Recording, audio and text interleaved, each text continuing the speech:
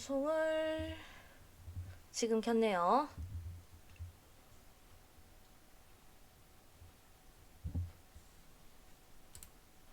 원래 되어 있는데 방송을 켰는데 내 트위치가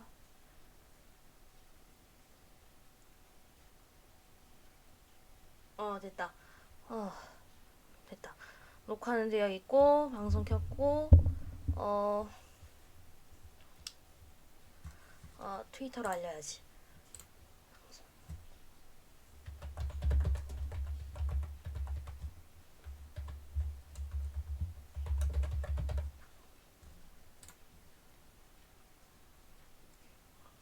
책 읽기 방송.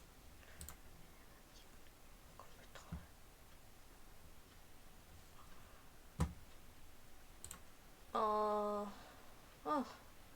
시청자 한 명은 분명 나겠지 저거.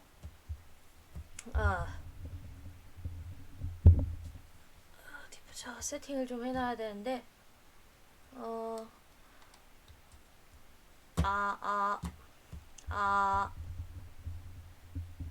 스패너는 오늘 언제나 바쁘죠. 개강했는데 스패너는 언제나 바쁘고. 읽었던 부분을 읽을게요.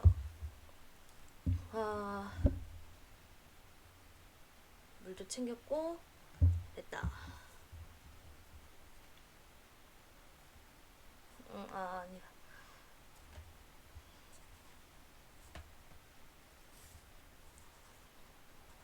내 다리는 좋고 두 다리는 나쁘다. 건초를 수확하는 날 동물들은 땀을 뻘뻘 흘리며 무척 힘들게 일했다. 다행히 그 노고에 대한 보상은 충분했다. 예상한 것보다 훨씬 많은 양의 건초를 수확했다. 하지만 작업은 결코 쉽지 않았다. 우선 모든 농기구가 인간이 쓰기 편하도록 고안된 것이라 동물들이 다루기에는 어려움이 많았다. 특히 두 다리로 서서 사용하도록 만들어진 도구는 거의 쓸모가 없었다. 그런데 어려운 일이 생길 때마다 영리한 돼지들이 머리를 굴려서 용케 해결 방법을 찾아내곤 했다. 그들은 실제로 노동을 하는 대신 다른 동물들을 지휘하고 감독하는 일을 맡아서 했다. 똑똑하고 아는 것이 많았으므로 그들이 그런 역할을 맡는 것에 대해 의의를 다는 동물은 없었다. 모두 당연한 것으로 받아들였다. 말들은 풀밭 구석구석을 훤히 꿰고 있었다. 특히 풀을 베서 걸어모으는 일에 관한 한 존스와 일꾼들보다 훨씬 더 잘 알았다. 목스와 클로버는 몸에 풀 베는 기구를 달고 묵묵히 풀밭을 왔다 갔다 했다. 돼지들은 그 뒤를 따르면서 이랴 또는 워워 하고 소리치며 말들을 조종했다. 물론 제갈과 고삐 따위는 더 이상 사용하지 않았다. 베어낸 풀을 뒤집어서 그런 모으는 일에는 농장의 모든 동물들이 힘을 모았다. 몸집이 크든 작든 힘이 세든 약하든 상관이 없었다. 그 일에 참여하지 않는 동물은 한 마리도 없었다. 오리와 암탉 모두 부리로 작은 풀잎을 물고 온종일 뙤약볕 아래에서 종종 걸음을 쳤다. 그 덕분에 건초 수확은 존스와 그의 일꾼들이 했을 때보다 이틀이나 앞당겨서 마무리되었다. 잠깐만 좀 어디 좀 갔다 올게요.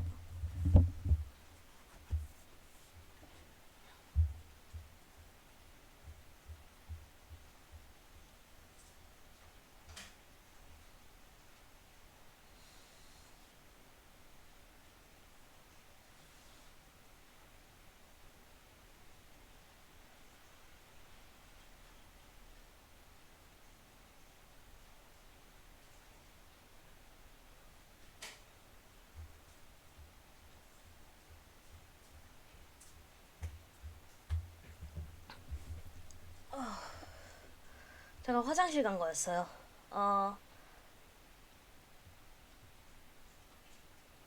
잠깐 아, 메시지 하나를 못 보냈네. 일단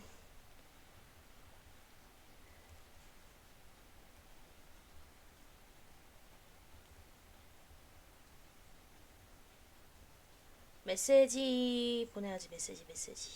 잠깐 메시지로 보낼게요.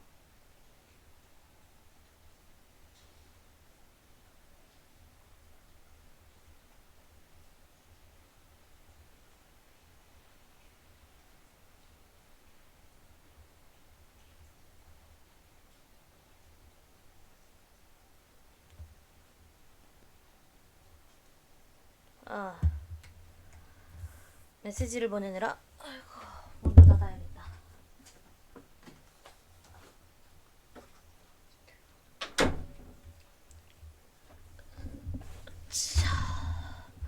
계속 읽어야죠.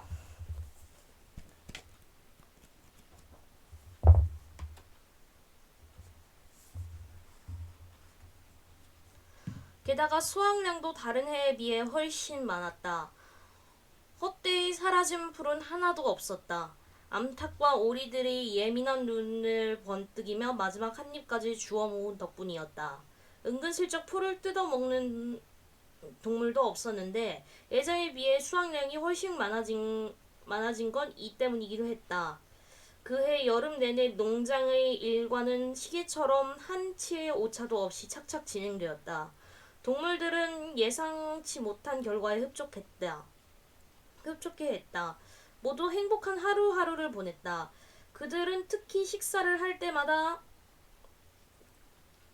기쁨과 보람을 느꼈다. 인색한 주인이 동량을 주듯 나누어주는 먹이가 아니라 자신들이 직접 만들어낸 것을 먹기 때문이었다. 쓸모없는 기생충 같은 인간들이 사라지자 먹을 것도 풍부해졌다.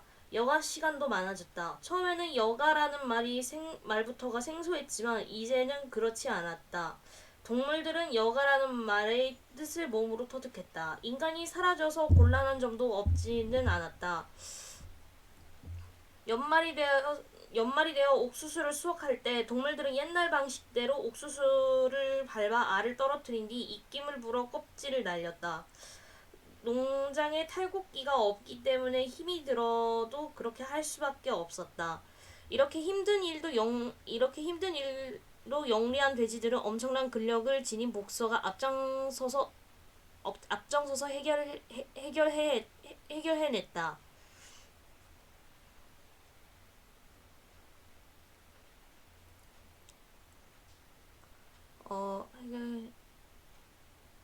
복서는 모든 동물들의 찬탄을 받았다. 복서는 존스가 있던 시절에도 부지런한 일꾼이었지만 지금은 그때보다 더욱 열심히 일했다. 복서는 말 3마리의 목을 혼자서 거뜬히 해냈다. 그래서 동물의 모든 일이 그의 튼튼한 두 어깨에 달려있는 것처럼 보일 때가 많았다. 복서는 새벽부터 밤까지 쉬지 않고 일을 했다.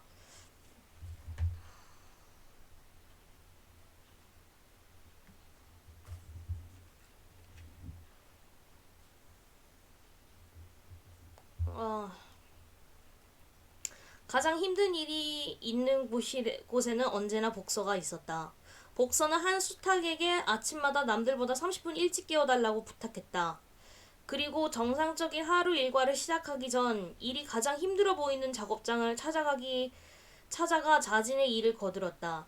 그러는 한편으로 작업에 문제가 생기거나 차질이 빚어지면 앞에 나서서 이렇게 말했다. 내가 더 열심히 일해야 한다. 이 말은 곧 복서 자신의 좌우명이기도 했다. 다른 동물들도 모두 열심히 일했다. 동물들은 저마다 자신의 능력에 맞게 일했다. 암탉과 오리들은 옥수수 수확기에 땅바닥에 흩어진 나달들을 주워 모았는데 그 양은 자그마치 150kg이나 되었다. 농장에는 도둑질을 하는 동물도 자신의 배급량에 대해 불평하는 동물도 없었다. 존스가 있던 시절에는 일상적인 풍경이었던 동물들 사이의 말다툼이나 몸싸움, 질투와 시기 따위도 거의 사라졌다. 뺀들거리며 게으름을 피우는 동물도 없었다. 아니, 사실은 전혀 없지는 않았다. 암말로 몰리는 아침 일찍 일어나는 것을 힘들어하는 데다 걸핏하면 발굽 사이에 돌이 박혔다는 핑계를 대며 남들보다 일찍 작업에서 빠지곤 했다. 고양이의 행동도 좀 삐딱했다. 고양이는 가끔씩 종적을 감추곤 했는데 나중에 알고 보니 꼭 무언가 일거리가 있을 때만 그랬다. 녀석은 동물들이 일하는 시간에는 어디론가 사라졌다. 식사 시간이나 작업이 모두 끝난 저녁 무렵에야 아무 일 없다는 듯 슬그머니 나타났다. 그러고는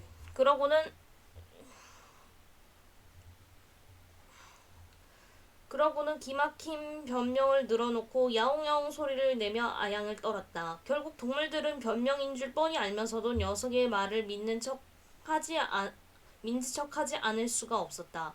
늙은 당나귀 벤저민은 반란이 일어난 후에도 거의 변한 것이 없었다. 그는 존스가 있던 시절과 똑같이 자기 방식대로 느릿느릿 일했다. 뺀들거리며 게으름을 부리지는 않았지만 그렇다고 자신의 목 외에 자발적으로 더 많은 일을 하지도 않았다. 또한 반란이나 그 결과에 대해서도 이렇다 저렇다 자기 생각을 드러내지 않았다. 존스가 사라져서 삶이 더 행복하지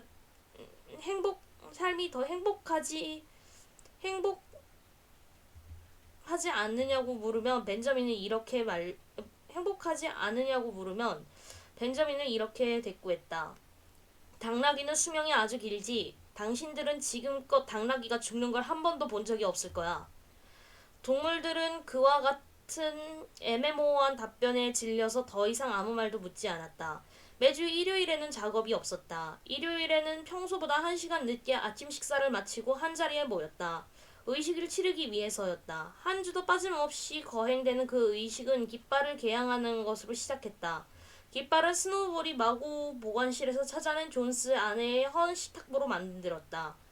녹색 식탁보 위에 흰색 페인트로 발굽과 뿌리 그려넣은 깃발은 매주 일요일 아침 동물농장의 본체 앞들에 있는 깃대 위에서 헐렁였다. 스노볼의 설명에 따르면 깃발의 녹색은 잉글랜드의 푸른 들판을 상징하고 발굽과 뿔은 장차 인류가 완전히 멸종했을 때 도래할 미래의 동물공화국을 의미한다고 했다. 깃발 개양식이 끝난 뒤에는 모든 동물들이 무리를 지어 헛간으로 들어갔다.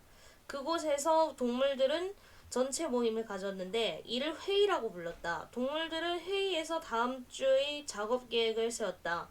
그리고 여러 가지 결의사항을 제안하고 그에 대한 토론을 벌이기도 했다. 동물들은 대부분 투표를 어떻게 하는지에 대해서는 알고 있었지만 직접 결의안을 제시할 만큼 머리가 잘 돌아가지 않았다. 토론에 적극적으로 참여하는 것은 스노우볼과 나폴레옹뿐으로 다른 동물들은 침묵을 지켰다. 그런데 스노우볼과 나폴레옹의 의견은 결코 일치하는 법이 없었다. 한쪽이 무언가를 제안하면 다른 한쪽이 반드시 반대 의견을 내놓았다. 어느 날인가는 과수원 뒤쪽에 있는 방목장을 일할 나이를 넘긴 동물의 쉼터로 만들자는 결의안이 채택된 적이 있었다. 일단 채택된 사항에 대해서는 누구도 반대할 수 없었다. 그때도 각 동물의 종별로 은퇴 연령을 몇 살로 할 것인지에 대해 두 돼지가 열띤 토론을 벌였는데 끝내 의견이 일치를 보지 못했다. 어쨌든 그런 회의는 언제나 잉글랜드의 동물들을 합창하는 것으로 끝났다. 동물들은 회의가 끝난 오후쯤에야 마음대로 쉴 수가 있었다. 돼지들은 마구 보관실을 자신들의 사무실 겸 본부로 정했다. 그들은 저녁마다 그곳에 모여 본체에서 가져온 책을 펼쳐놓고 여러가지 기술에 대해 공부했다. 그중 쇠를 다루는 대장일과 목공일도 포함되어 있었다. 스노우볼은 동물위원회라는 조직을 만드느라 여념이 없었다. 그 일에 대한 스노우볼의 열정은 대단했다. 그는 암탉들을 위해 달걀 생산위원회를 조직했다. 그리고 젖소들을 위해서는 깨끗한 꼬리 동맹을 결성했다. 야생의 동지를 위한 재교육위원회라는 것도 있었는데 이는 산토끼와 쥐들을 길들이기 위해 만든 조직이었다. 양들을 위한 하얀 털 가꾸기 운동도 생겨났다.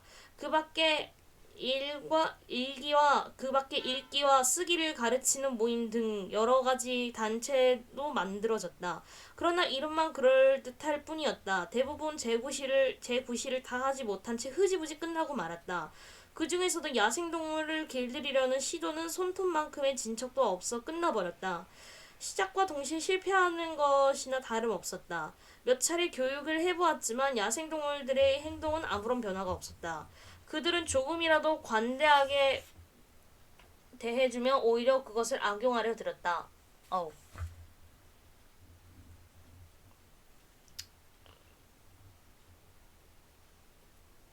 고양이는 재교육위원회에 가입한 뒤 한동안 꽤 적극적인 태도를 보였다. 그러던 어느 날 고양이가 지붕 위에 앉아서 참새들과 이야기를 나누는 모습이 목격됐다. 참새들은 고양이에게 공격을 당하지 않을 만큼 멀찌감치 떨어져 있었다. 고양이는 참새들에게 이제부터 모든 동물들은 서로 친구이므로 하고 싶으면 자기 발 위에 와서 앉아도 된다고 사뭇 상냥한 투로 말했다. 그러나 참새들은 그 말에 콧방귀도 뀌지 않았다. 고양이의 시커먼 속을 꿰뚫고 있기 때문이다. 그래도 읽기와 쓰기 모임은 성공을 거두었다. 가을로 접어들면서 농장의 거의 모든 동물이 웬만큼 글을 읽고 쓸 줄 알게 되었다. 동물들 중에서도 돼지들이 단연 돋보였다. 돼지들은 읽고 쓰기를 완벽하게 했다. 물 좀 마실게요.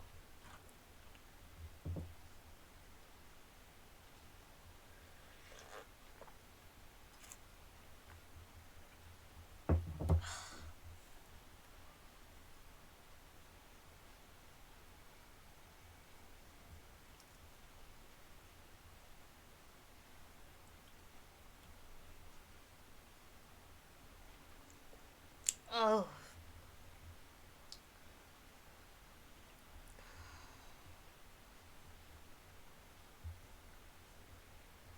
걔들은 읽기를 꽤 열심히 공부했는데 그 덕분에 동물주의 제7대 강령을 잘 읽었다. 염소 뮤리엘은 걔들보다 읽기 실력이 뛰어났다. 뮤리엘은 가끔씩 저녁 시간에 쓰레기 더미에서 찾아낸 찢어진 식물을 다른 동물들에게 읽어주곤 했다. 당나귀 벤저민은 돼지들 못지않게 읽기에 능숙했다. 하지만 벤저민은 자신의 읽기 실력을 좀처럼 드러내지 않았다. 세상에는 읽을 만한 가치가 있는 글이 하나도 없다고 생각했기 때문이었다. 계속 눈 떠고 있으니까 좀 이상하네. 어,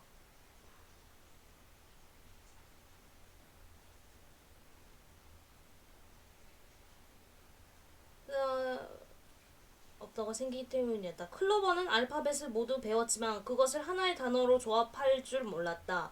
복수는 D 이상을 넘어가지 못했다. 복사는 커다란 발굽으로 땅바닥에 A, B, C, D까지를 쓰고는 귀를 뒤로 젖힌 채 땅바닥을 뚫어지게 바라보며 다음에 올 글자가 무엇인지 고민했다. 그러나 고민해도 소용없었다. 귀를 쫑긋거리고 이마 위에 갈기까지 흔들어 보아도 D 다음의 글자가 무엇인지 끝내 기억해내지 못했다. 복수는 몇 차례인가 E, F, G, H까지 배우기도 했다. 그런데 그 네 글자를 완전히 익혔다 싶으면 거꾸로 A, B, C, D를 까맣게 잊어버렸다. 결국 복서는 알파벳의 처음 네 글자를 아는 것으로 만족하기로 결심하고 날마다 한두 번씩 기억을 되살리기 위해 땅바닥에 그 네 글자를 써보곤 했다. 앞말 몰리는 자기 이름에 들어가는 5글자만 알려고 했다.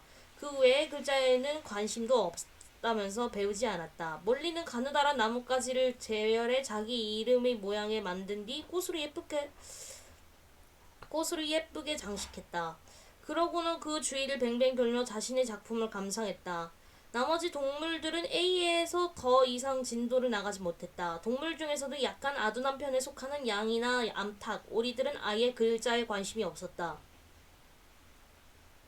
그들은 몇 번이나 읽어주었는데도 동물주의 7대 강령을 외우지 못했다. 고심 끝에 스노볼이 7대 강령을 하나의 금원으로 줄였다. 그 금원이란 네 다리는 좋고 두 다리는 나쁘다였다.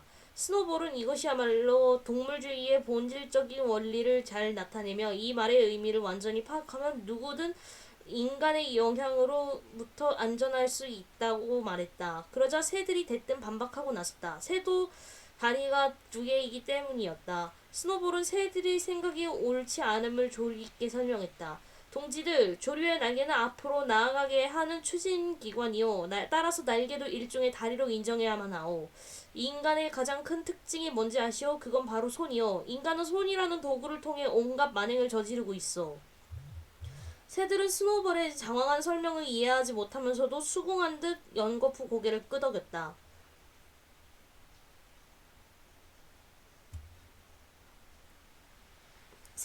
새를 비롯하여 지능이 떨어지는 동물들은 스노볼이 알려준 금언을 열심히 외웠다. 몇몇 동물들이 헛가의 한쪽 벽, 동물주의 7대 강령 위에 네 다리는 좋고 두 다리는 나쁘다 라고 큼지막하게 썼다. 양들은 그 금언을 무척 좋아했다. 그들은 들판에 들어 누워서도 입을 모아 네 다리는 좋고 두 다리는 나쁘다. 네 다리는 좋고 두 다리는 나쁘다. 라고 큰 소리로 외쳐댔다. 그런데 일단 외치기 시작하면 언제 끝날지 알 수 없었다. 양들은 몇 시간이고 쉬지 않고 네 다리는 좋고 두 다리는 나쁘다. 라고 외쳤다. 한편 나폴레옹은 스노우볼의 위원회에 대해 아무런 관심도 보이지 않았다. 나폴레옹은 이미 다 자란 어른들보다 성장 기능이 무한한 젊은 세대에 교육하는 일에 훨씬 더 중요하다고 주장했다. 그런 터에 건초 수확이 끝나고 얼마 지나지 않아 제시와 블루벨이 건강한 강아지를 9마리나 낳았다. 나폴레옹은 강아지들이 젖을 떼자마자 자기가 책임지고 교육하겠다며 어미에게서 강아지를 빼앗아갔다. 나폴레옹은 강아지들을 마구 보관실 천장 위에 있는 다락방으로 데리고 올라갔다. 그 다락방은 사다리를 이용하지 않으면 올라갈 수가 없었다. 그렇기 때문에 접근하기도 쉽지 않았다. 농장의 동물들은 강아지들이 보이지 않자 한동안 궁금해했다. 하지만 얼마 안 가 그들은 강아지들의 존재를 까맣게 잊어버렸다. 얼마 뒤 얼마 뒤 젖소에서 짜낸 우유가 어디로 사라졌는지 그 비밀이 밝혀졌다. 우유를 돼지들이 먹는 사료에 섞고 있었다. 이윽고 사과가 익어가는 철이 되자 바람에 떨어진 풋사과들이 과수원 여기저기에 나뒹굴었다. 동물들은 당연히 사과를 공평하게 나누어 먹을 줄로 알았다. 그런데 잔뜩 기대를 품은 동물들에게 사과를 모두 주어 돼지들이 사는 마구 보관실로 가져다 놓으라는 명령이 전해졌다. 몇몇 동물들은 노골적으로 불만을 나타냈다. 하지만 나폴레옹과 스노우볼을 비롯해 모든 돼지가 만장일치로 결의한 상황이기 때문에 불평해보았지만 아무런 소용이 없었다. 동물들의 불평불만이 가라앉지 않자 설득하기 위해 스킬러가 나섰다. 동지 여러분은 우리 돼지들이 이기심이나 특권의식에 젖어서 그런 결정을 내렸다고 생각합니까? 절대로 그렇게 생각하지 않을 거라고 믿습니다. 솔직히 우유나 사과를 좋아하지 않는 돼지도 많습니다. 저부터도 사과를 그다지 좋아하지 않습니다. 근데 왜 우유와 사과를 먹느냐고요? 그건 순전히 건강을 위해서입니다. 우유와 사과는 돼지의 건강 유지에 반드시 필요한 각종 영양분이 골고루 들어있습니다. 이건 이미 과학적으로 증명된 사실입니다, 동지 여러분. 여러분이 아시다시피 우리 돼지들은 힘든 두뇌 노동을 도맡아 하고 있습니다. 이 농장의 전반적인 경영과 관리 업무를 모두 돼지가 맡고 있습니다. 이 농장의 전반적인 우리 돼지가 맡고 있다 이겁니다. 우리는 낮밤을 가리지 않고 어떻게 하면 동지 여러분들을 행복하게 해줄지 고심을 거듭하고 있습니다. 결론적으로 말하자면 우리가 우유를 마시고 사과를 먹는다는 건 다 여러분들을 위해서입니다. 만약 우리 돼지들이 맡은 바 임무를 수행하지 못하면 어떻게 되겠습니까? 설명하지 않아도 잘 알지 않습니까? 당장이라도 존스가 다시 돌아온다면 이겁니다. 그 잔인무도한 인간 존스가 돌아와도 괜찮겠습니까? 어디 한번 대답해 보십시오, 동지 여러분. 스퀼러가 흥분한 목소리로 소리쳤다. 가느다란 꼬리를 흔들어 이리저리 뛰어다니는 그의 모습과 흥분된 목소리가 묘한 호소력을 발휘하여 동물들의 심금을 울렸다. 설마 여러분들 중 존스가 돌아오길 바라는 분은 없겠죠? 안 그렇습니까? 모든 동물들이 한결같이 바라는 것은 존스가 영원히 돌아오지 않는 것이었다. 동물들은 스퀼러의 말에 아무런 대꾸를 하지 않았다. 곰곰이 생각해보니 돼지들의 건강을 지키는 일보다도 일보다 더 중요한 것은 없는 것 같았다. 결국 돼지들이 우유와 바람에 떨어진 사과를 독차지한다는 결의안은 더 이상 논란의 여지 없이 만장일치로 채택되었다.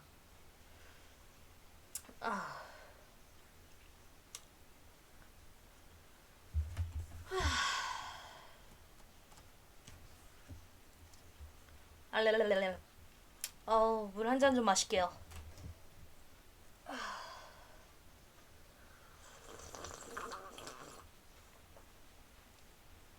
아, 아, 마우스를 꺼놨었네.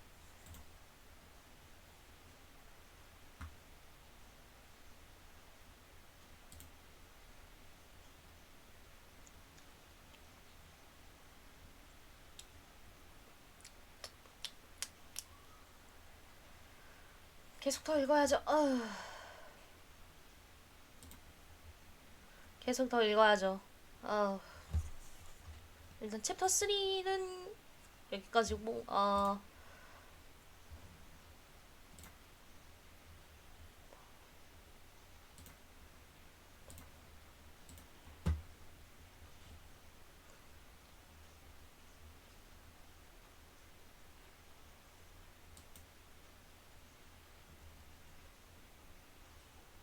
챕터 3까지는 읽었고,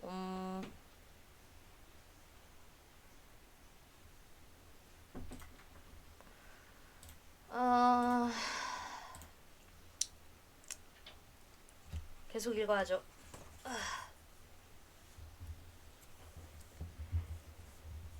외양간 전투.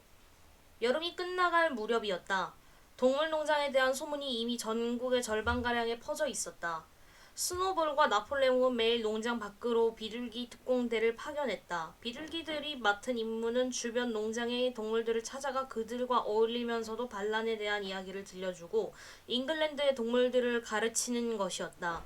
한편 존스는 거의 매일 웰링던 시내의 술집을 죽치고 앉아서 시간을 축내고 있었다. 존슨은 만나는 사람마다 붙잡고 아무짝에 쓸모없는 동물들에게 재산을 몽땅 빼앗긴 자신의 억울함을 호소했다.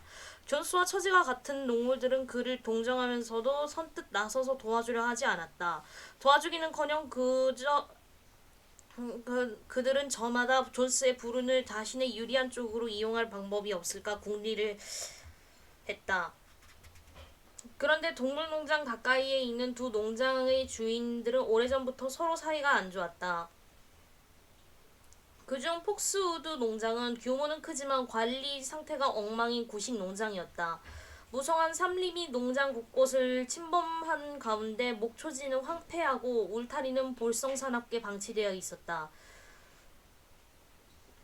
주인인 필링턴은 게으른 신사로 농장 일은 제쳐놓고 계절에 따라 낚시나 사냥을 즐기며 태평하게 지냈다. 또 다른 농장의 이름은 핀치필드였다. 이 농장은 폭스우드보다 규모는 작지만 속은 알찼다. 주인인 프레드릭은 강인한 성격의 약삭빠른 남자였다. 프레드릭은 거의 언제나 크고 작은 소송에 휘말려 있었는데 거래를 할 때 자신에게 유리한 쪽으로 분위기를 몰고 가는 재능이 있었다. 프레드릭과 필킹턴은 원수지간이나 다름없을 만큼 서로를 증오했기 때문에 어떠한 경우에도 의견이 일치를 보는 법이 없었다. 심지어 두 사람은 공동의 이익을 추구하는 상황에서도 서로 으르렁거렸다. 그런 그들과 똑같이 두려워하는 것이 한 가지 있었다. 바로 매너 농장에 일어난 반란이었다. 그들은 자기 농장의 동물들한테까지 반란에 관련한 소식이 전해질까봐 전전긍긍했다. 처음에 두 사람은 동물들이 직접 농장을 경영한다는 말에 코웃음을 쳤다. 그러면서 두 주일 동안에 동물들이 포기할 것이라고 호언장담했다. 두 사람은 매너농장, 그들은 동물농장이라는 새 이름에 거부감을 내며 줄곧 기존 이름으로 불렀다. 두 사람은 매너농장의 동물들이 자기들끼리 계속 싸우다가 얼마 못 가서 굶어 죽을 것이라고 주장했다.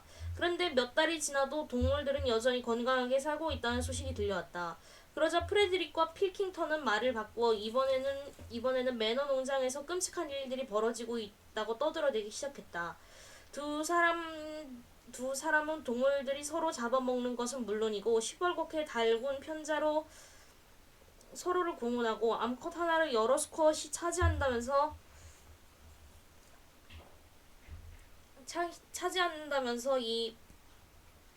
이는 자연의 법칙을 거스르는 행위라고 비난했다. 그러나 그들의 말을 믿는 사람들은 그리 많지 않았다. 두 사람이 좋지 않든 소문을 퍼뜨려도 동물들이 인간을 쫓아내고 직접 운영하는 멋진 농장에 대해 소문이 퍼뜨려도 동물들이 소문은 막연하면서도 약간은 사실과 다르게 계속 퍼져나갔다. 그리하여 전국의 농촌 지역을 중심으로 그해 내내 저항과 반란의 분위기가 감돌았다. 유순하기만 하던 황소들도 하루아침에 거칠게 돌변하거나 양들이 막무가내로 울타리를 부수고 나가서 멋대로 풀을 뜯어먹는 일이 자주 일어났다. 그런가 하면 젖소들이 우유통을 걷어차며 쓰러뜨리고 사냥용 말들이 장애물 넘기를 거부하며 등에 탄 사람을 땅바닥에 떨어뜨리는 사건이 여기저기 일어났다. 가장 놀라운 것은 잉글랜드의 동물들이라는 노래가 무서운 속도로 퍼져나간다는 사실이었다. 전국 어디를 가든 그 노래가 들렸고 급기야 곡조는 물론 가사까지 모르는 이가 없게 되었다. 인간들은 그 노래를 들을 때마다 겉으로는 아무것도 아니라는 듯이 웃었다. 하지만 마음속으로는 끓어오르는 분노를 이기지 못했다. 어떻게 한낱 짐승에 불과한 것들이 그런 경멸스럽고 쓰레기 같은 노래를 부를 수 있지? 이건 도저히 이해할 수도 용서할 수도 없는 일이야. 인간들은 이렇게 생각하면서 그 노래를 부르는 동물들을 보며 가차없이 채찍을 휘둘렀다. 전국의 농장에서 그 노래를 부르다 들킨 동물들이 주인에게 매질을 당하는 일이 자주 일어났다. 그렇지만 잉글랜드의 동물들의 열풍은 좀처럼 잦아들지 않았다. 검은 집바퀴들은 관목 울타리 위에서, 비둘기들은 느릅나무 속에서 노래를 흥얼거렸다. 그리고 대장간에서 쇠 두드리는 소리와 교회의 종소리가 섞여서 그 노래는 사방으로 퍼져나갔다. 인간들은 그 노랫소리를 들으면 은근히 불안해했다. 가사가 자신들에게 다가올 암울한 미래를 예견한 것 같기 때문이었다. 10월 초였다. 동물들은 옥수수를 수확하려 창고에 저장해 놓았다. 며칠 뒤 파견 근무를 나갔던 비둘기 특공대가 하늘에서 빙글빙글 돌다 동물농장의 마당에 내려앉았다. 비둘기들은 흥분된 목소리로 놀라운 소식을 전했다. 존스와 그대의 일꾼이 폭스우드 농장과 핀치필드 농장의 일꾼 5명과 함께 동물농장 정문을 부수고 축사를 향해 마찻길을 따라 올라오고 있다고 했다. 존스는 장총을 손에 쥔 채 몽둥이로 무장한 일당들을 이끌었다. 그들의 목적은 동물들에게 뺏긴 농장을 되찾으려는 것이었다. 동물들은 크게 동요하지 않았다. 이는 오래전부터 예상했던 일이었다. 그만큼 그에 대해 만반의 준비가 되어 있었다. 이번 방어의 작전의 총책임을 맡은 동물은 스노볼이었다. 스노볼은 일찌감치 율리우스 카이사르의 전법을 다룬 오래된 책 한 권을 본체에서 발견하여 충분히 공부해 두었다. 동물들은 스노우볼의 명령에 따라 재빠르게 움직였다. 그들은 스노우볼이 명령을 내리고 나서 채 2분도 되지 않아 저마다의 위치에서 전투태세를 갖추었다. 마침내 인간들이 축사를 향해 다가오는 모습이 눈에 들어오자 스노우볼이 공격 개시 명령을 내렸다. 먼저 35마리의 비둘기가 일제히 날아가 공중에서 인간들의 머리를 향해 똥세례를 퍼부었다. 인간들은 당황하기 시작했고 그 틈을 이용하여 관목 울타리 뒤에 숨어있던 거위들이 달려나와 그들의 종아리를 부리로 콕콕 쪼아댔다. 그런데 이는 인간들에게 약간의 혼란을 주기 위한 가벼운 전초전에 지나지 않았다. 인간들 인간들도 크게 힘들이지 않고 거위들을 몽둥이로 쫓아냈다. 잠시 뒤 스노우볼의 두 번째 공격진이 작전을 개시했다. 스노우볼을 선두로 염소 뮤리엘과 당당히 벤저민, 그리고 양들이 일제히 달려와 인간들을 닥치는 대로 치받기 시작했다. 특히 벤저민은 짧지만 탄탄한 뒷발로 적을 사정없이 걷어찼다. 하지만 호락호락 당한 인간들이 아니었다. 인간들은 몽둥이와 징박힌 가죽 장화로 무장한 채 동물들을 공격했다. 꽤 갑자기 스노볼이 귀청을 찢을 듯한 비명을 질렀다. 후퇴하라는 신호였다. 모든 동물들이 출입구를 통해 마당 쪽으로 우르르 도망쳤다. 인간들이 승리의 환호성을 올렸다. 인간들의 눈앞에 그들은 예상 못한 대로 꽁무니가 빠질 듯 주랭랑치는 동물들의 애처로운 모습이 펼쳐졌다. 인간들은 승리감에 들떠 무왕장하는 동물들을 추격했다. 근데 이는 스노우볼의 작전이었다. 인간들이 마당 안으로 들어서자마자 외양간에 숨어있던 말 3마리, 젖소 3마리, 그리고 스노우볼을 뺀 돼지들이 모두 튀어나와 인간의 뒤를 막아섰다. 스노우볼이 맨 먼저 공격을 시작했다. 스노우볼은 맹렬한 기세로 존스를 향해 달려들었다. 그러자 당황한 존스는 장총을 마구 쏘아댔다. 스노우볼 등에 피가 흘렀고 양 한 마리가 나자빠졌다. 그러나 스노우볼은 좀처럼 머뭇거리지 않고 존스의 다리를 향해 커다란 몸을 날렸다. 그 순간 존스는 엄청난 충격을 이기지 못하고 분뇨더미 위로 쓰러지면서 손에 들고 있던 장총을 놓쳐버렸다. 동물들 중에서도 가장 볼만한 장면을 연출한 것은 바로 복서였다. 복서는 뒷다리로 일어서서 묵직한 쇳덩이가 박힌 앞발을 마구 휘둘렀다. 복서의 앞발에 맨 처음 얻어맞은 것은 폭스우드 농장 마구간지 청년이었다. 머리를 얻어맞은 청년은 진흙바닥에 쓰러져 그대로 숨을 거두었다. 그 모습을 지켜본 인간들은 손에 든 몽둥이를 떨어뜨린 채 슬금슬금 도망갈 태세를 취했다. 다들 공포감을 즐겨 얼굴이 백지장 같았다. 동물들은 그런 인간들을 쫓아 마당을 빙글빙글 돌았다.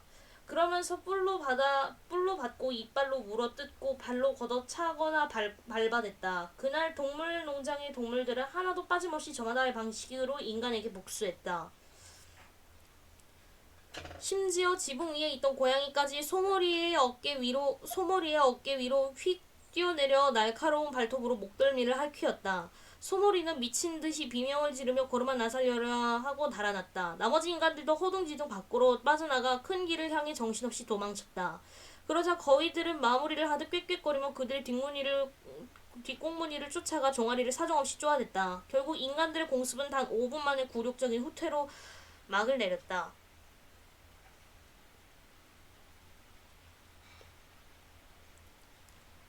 이제 동물농장에 남은 인간은 단 한 명뿐이었다. 다시 마당으로 돌아온 복서가 진흙 속에 머리를 박고 쓰러져 있는 마구간지기 청년을 앞발로 툭툭 건드렸다. 청년은 꿈쩍하지 않았다. 죽었나 봐요.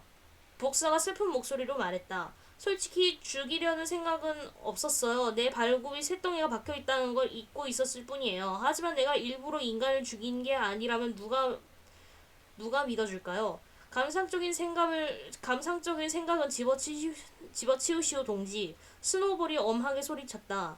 그의 등에서는 시뻘건 피가 흘러내렸다. 이건 전쟁이요. 살아있는 인간은 모두 악인이요. 선한 인간은 오직 죽은 인간뿐이란 말이요. 하지만 나는 선한 인간이든 악한 인간이든 생명을 빼앗고 싶진 않아요. 생명은 소중하니까요. 목서가 눈물이 그렁그렁한 채 중얼거렸다. 스노우볼이 그런 복수를 경멸하듯 노려보고 있었을 때 누군가가 소리쳤다. 몰리는 어디 갔지? 누구 몰리 못 봤어? 그러고 보니 암말 몰리가 보이지 않았다. 동물들은 바짝 긴장했다. 전투 중에 인간들이 몰리를 해쳤거나 납치해갔음에 틀림없었다고 생각했다. 동물들은 인간들의 악행에 다시 한번 치를 떨었다. 그러나 몰리는 마곡간에서 발견되었다. 몰리는 다른 동물들과 인간의 피를 흘리며 싸우는 동안 말구유 안에 집단의 머리를 박은 채 숨어있던 것이었다. 존스의 총소리가 나자마자 곧장 마곡간으로 도망친 듯했다. 그런데 몰리를 찾아 나섰던 동물들은 다시 마당으로 돌아와 보니 마곡간지기 청년은 감쪽같이 사라지고 없었다. 청년은 죽은 것이 아니라 기절했던 것이었다. 그리하여 동물들은 자리를 비운 사이 정신 차리고 달아나 버렸다. 동물들은 다시금 한자리에 모였다. 그리고 저마다 다 잔뜩 흥분된 목소리로 자기가 치른 전투에 대해 떠들어댔다. 잠시 뒤 승리에 대한 축하 행사가 열렸다. 동물들은 동물농장의 깃발을 개양하고 잉글랜드의 동물들을 몇 번이나 힘차게 불렀다. 그런 다음 전투에서 목숨을 잃은 양을 위해 엄숙하게 장례식을 치렀다. 양의 무덤 앞에 산사나무도 한 그루 심었다. 그리고 마지막으로 스노볼이 무덤가에서 짤막하게 연설했다. 동물농장을 위해서라면 누구든 기꺼이 죽을 각오가 되어 있어야 한다는 내용이었다. 동물들은 무공을 기리는 훈장을 제정하자는 데 만장일치로 뜻을 모았다. 그리하여 즉석에서 복서와 스노볼에게 동물 영웅 1등 훈장을 주었다. 훈장으로 주는 동메달, 실은 마구 보관실에서 찾아낸 노쇠 장식이었다. 동메달은 매주 일요일과 휴일에 거는 것으로 합의했다. 더불어 죽은 양에게는 동물 영웅 2등 훈장을 추서했다. 동물들은 그날의 전투에 어떤 이름을 붙이냐를 놓고 또 한 번의 토론을 벌였다. 긴 시간 토론 끝에 결정된 이름은 외양간 전투였다. 동물들이 몰래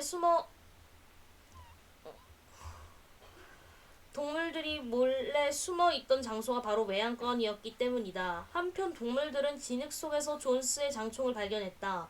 그와 함께 존스가 머물던 농장 본체에 탄약이 잔뜩 있다는 사실도 밝혀졌다. 동물들은 장총을 깃발의 개양대 아래에 대포처럼 세워두고 1년에 2번, 그러니까 외양간의 전투 기념일인 10월 12일과 반란 기념일인 세례 요한의 축일에 축포를 쏘기로 결정했다.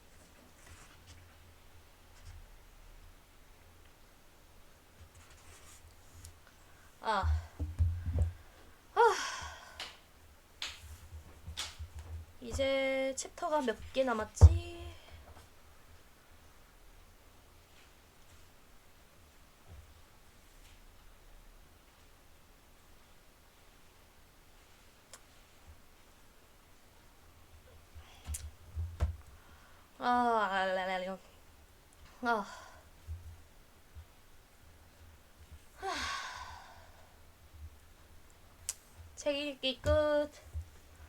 책 읽기 끝.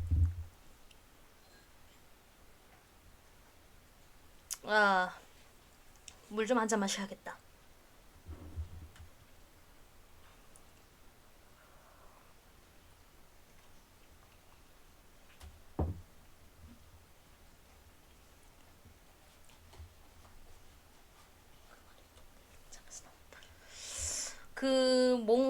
뭐라고 해야 되나? 중간에 읽다가 좀 알게 된 건데, 착한 무언가는 이미 죽은 무언가다라는 드립 있잖아요. 이게 동물농장에서 나온 드립이었네요. 동물농장에서 나온 말이었어. 원본은 선한 인간은 죽은 인간이다. 이게 거기에서 나왔네.